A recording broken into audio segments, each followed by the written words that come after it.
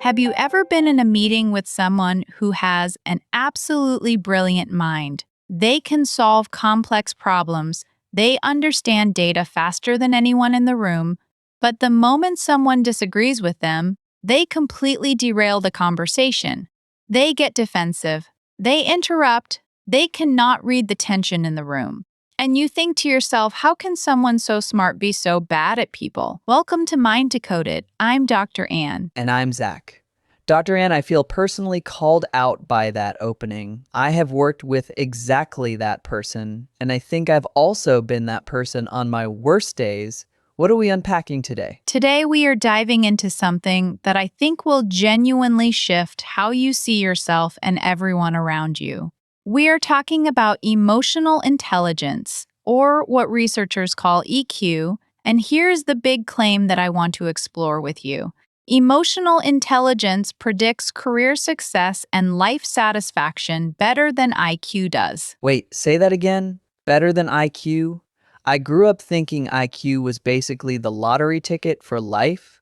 You get a high IQ, you get the good job, you get the success, you get everything. And that was the dominant belief in psychology for decades. But starting in the 1990s, a researcher named Daniel Goleman pulled together a massive body of evidence that told a very different story. His book, Emotional Intelligence, published in 1995, basically changed the conversation overnight. Goleman argued that cognitive intelligence, the kind measured by IQ tests, gets you through the door. It gets you hired. But emotional intelligence determines whether you thrive once you are inside. Okay, I need to hear the research. What kind of study makes a claim that bold? There is a famous example from Bell Labs, the research and development organization. They studied two groups of engineers.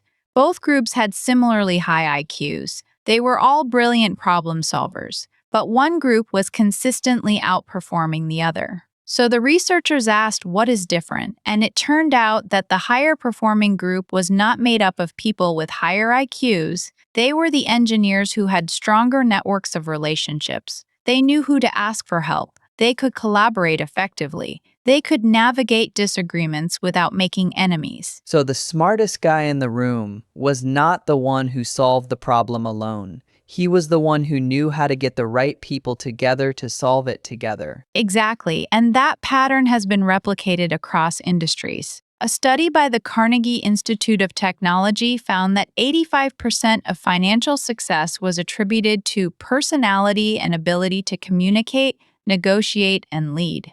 Only 15% was technical knowledge. Think about that. The skills that actually determine your trajectory are mostly relational and emotional skills. That is genuinely mind-blowing.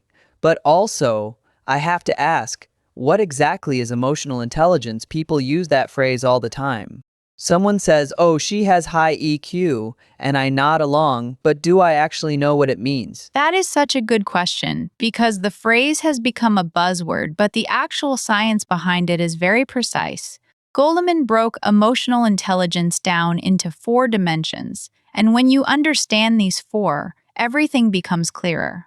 The first dimension is self-awareness. This is the ability to recognize your own emotions as they happen. So if you are in a tense conversation and you feel your jaw tightening, your heart rate rising, your voice getting sharper, self-awareness is the part of you that notices that and says, oh, I am getting angry right now. Just noticing it, not controlling it yet, just the noticing. Exactly. Before you can manage anything, you have to know it is happening. Most of us operate on autopilot. We feel the anger and we react. Self-awareness is the pause between the feeling and the reaction. The second dimension is self-management. This is what you do once you have noticed the emotion. Can you regulate it? Can you choose a response rather than just reacting? So in that tense conversation, self-awareness says, I am angry. Self-management says, I am going to take a deep breath and ask a question instead of snapping back. Okay, I see a pattern here. Self-awareness is the what, self-management is the how. Beautifully put. The third dimension is empathy, and this is not just I feel bad for you. In the research, empathy means being able to sense what other people are feeling. It is the ability to read the room, to notice that your colleague seems withdrawn today, to pick up on the tension in a group without anyone saying a word. And the fourth dimension is social skills. This is the ability to navigate relationships, to influence others, to manage conflict, to build rapport. So the four dimensions are self-awareness, self-management, empathy, and social skills. I am going to remember this because, okay, I am already doing a mental inventory of where I am strong and where I am weak. That is exactly what the research asks us to do. And here is what is fascinating. Studies show that these four skills are not fixed. They are trainable. IQ is relatively stable after adolescence. Your raw cognitive horsepower does not change much, but EQ can be developed at any age because it is about patterns of attention and habits of response. That is actually relieving because I was sitting here thinking, well, I know which ones I am not great at, but you are saying I can actually get better at this. Absolutely. And the neuroscience supports this. The brain has something called neural plasticity. It can rewire itself based on repeated experience. Every time you practice pausing before reacting, you are actually strengthening the neural pathways that make self-management easier next time. You are literally building a new brain habit. Okay, I want to talk about the research that made this click for you. What study or finding convinced you that EQ matters as much as you are saying? For me, it was a study called the Marshmallow Test Follow-Up, but not the version everyone knows. Everyone knows the original Marshmallow Test, Walter Mischel's study where kids had to choose between eating one marshmallow now or waiting for two later. And the follow-up research showed that kids who could delay gratification did better in life decades later.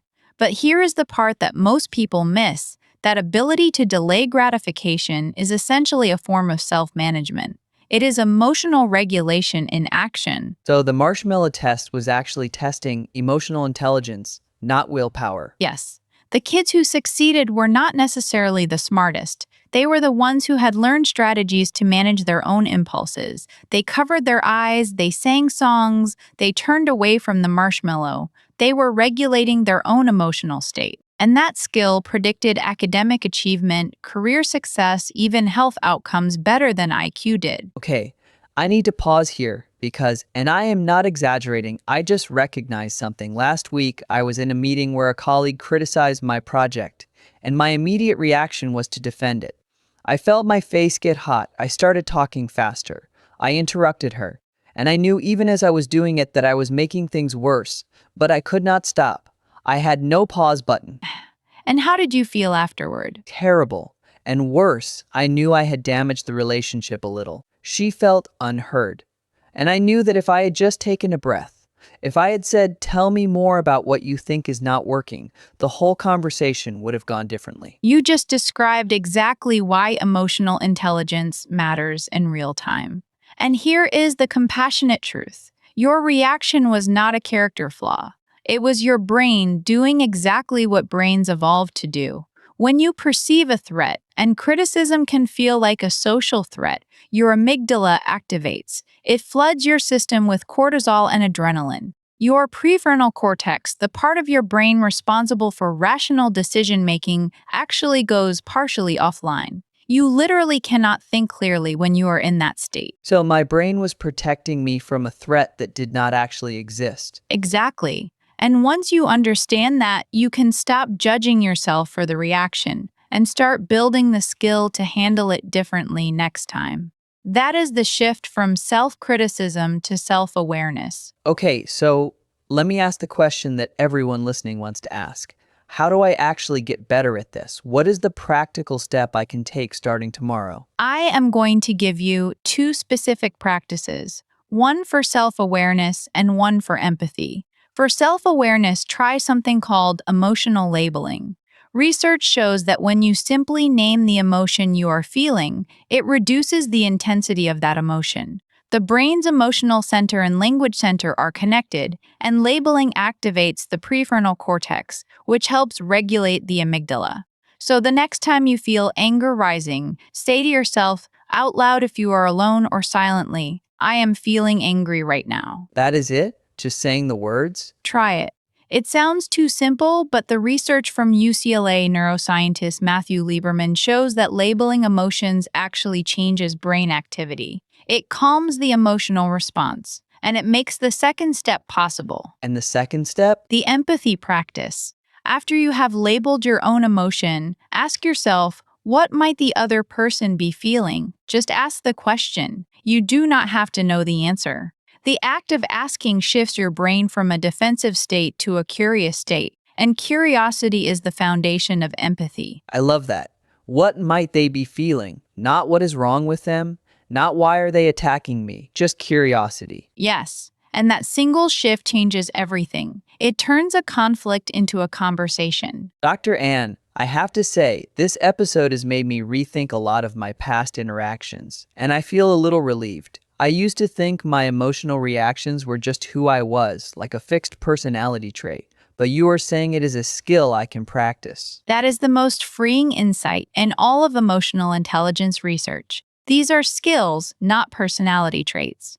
You are not stuck with whatever emotional patterns you developed growing up. Your brain can change. And every time you practice self-awareness, self-management, empathy, or social skills, you are wiring your brain to make those responses more automatic over time. Before we wrap up, and I know listeners want a concrete takeaway, can we go through the 4 dimensions one more time so people can do their own mental inventory? Of course. Number 1, self-awareness. Can you notice your own emotions as they happen? Not judge them, not fix them, just notice them. Number 2, self-management. Once you notice, can you choose how to respond instead of just reacting? Number 3, empathy. Can you sense what others are feeling? Number 4, social skills. Can you navigate relationships and influence others in a positive way? Self-awareness, self-management, empathy, social skills.